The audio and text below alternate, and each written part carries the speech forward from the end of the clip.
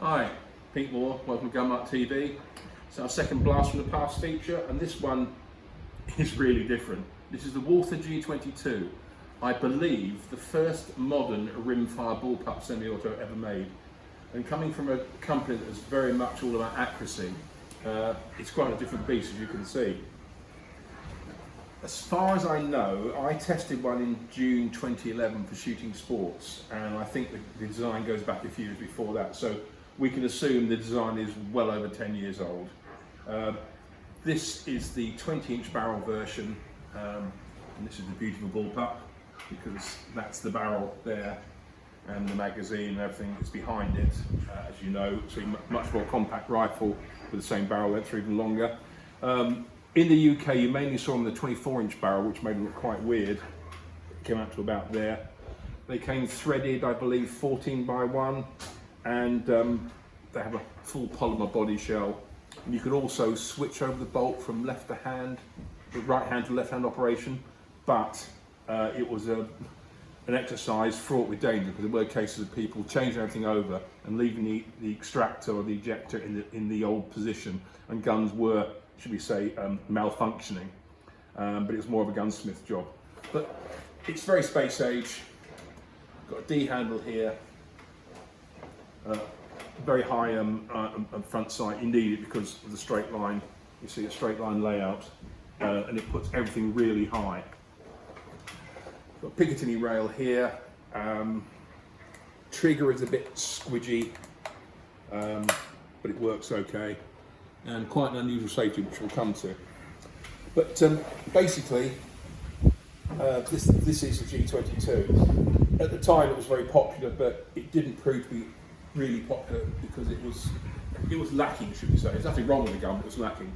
But I'd like to thank Henry Crank & Co for lending me this rifle for the feature. As you know, Cranks are a big company. They bring reloading gear, and they have a massive selection of second-hand guns, and it's worth having a look. For the test, I'll be putting on a scope. This is a Seymour 1:10x24 from Highland. And the unusual thing about this is that it comes with the Walther laser. Now, when Walther made this gun, they made a huge thing about the accessories for it. And one of them was this laser. And it's a Chinese-made laser, but it's actually not built in, but it looks like it's built into the fore end. 2 screws and it comes off. And that was just quite a cool thing. You could also fit a torch underneath. This is a Surefire, it's not one of their torches, but you clip here. You can put a straight grip. I've just got this Bible here to show you what it looks like. But okay, let's take a closer look at this rifle. Okay, let's start at the back, as Jack just said to the bishop. We've got this massive butt. Well, technically it's not really a butt, it's a butt combined with a receiver. Have a rubber recoil pad, spacer. And quite interesting on this thing is you've got 2 magazines here. This one, if I press this here, is the one that's firing in the gun and it ejects. This one is a friction fit spare. So it's an unusual point, but it's quite unique. When we shoot it, you'll see it's quite effective. Let's get that out for a second. This is the cocking handle here. It's very small, but it's really enough. And as you can probably see, there's an automatic last round hold open on the mag, like that. The pistol grip and the thumb hole is massive, and it's, in fact, this pistol grip is moulded off one of Walther's 22 semi-auto pistols. When I researched the gun, it's quite nice. The trigger, plenty of room here, but is, forgive me for firing this with nothing in it, but you need to see it. The pull is quite long and typically mushy for a bullpup, but not too bad. The safety is a little bit unusual. As you can see, these red horns here, basically that is the safety. So that's on safe and that's fire. And if you look closely, there's a hole there, and Walther actually supply a key with the kit in the rifle. You can turn the key and you can lock the safety on, which is an unusual feature, but quite clever. But it's an awkward safety to get to. It's not particularly well placed, but again, it's a bit like spare mag. It's a novelty thing.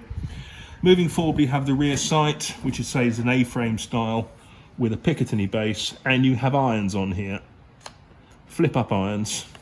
If you again you look carefully, You can see the U-notch aperture, and there's different shapes, or different sizes of U-notch, which is, I suppose, reasonably clever, but you know, most people would put a scope on this.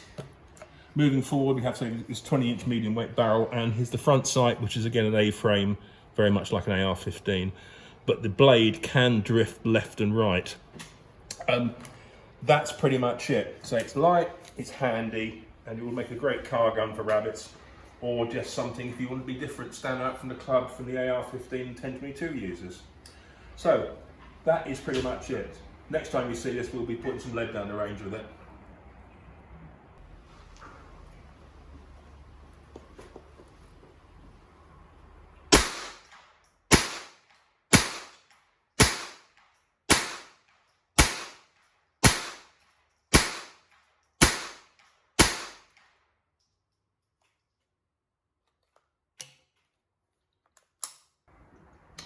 Okay, we put a few rounds through the gun. It's a little bit ammo fussy, and it could have done with a good clean, which we gave it, and it certainly has improved its reliability no end. So really, it's old, but it shoots, and whoever gets it will have something quite unique. I'd like to show you the magazine change system as such. I have here the spare empty mag, or spare mag full of 10 rounds of CCI in the back, and the front, the feeding magazine, about 4 rounds. So what I'm going to do, I'm going to shoot this 4 rounds off. Hopefully the gun will lock open. Then I'm going to drop the mag and switch the mags out, just to show how the system works. Okay, wish me luck.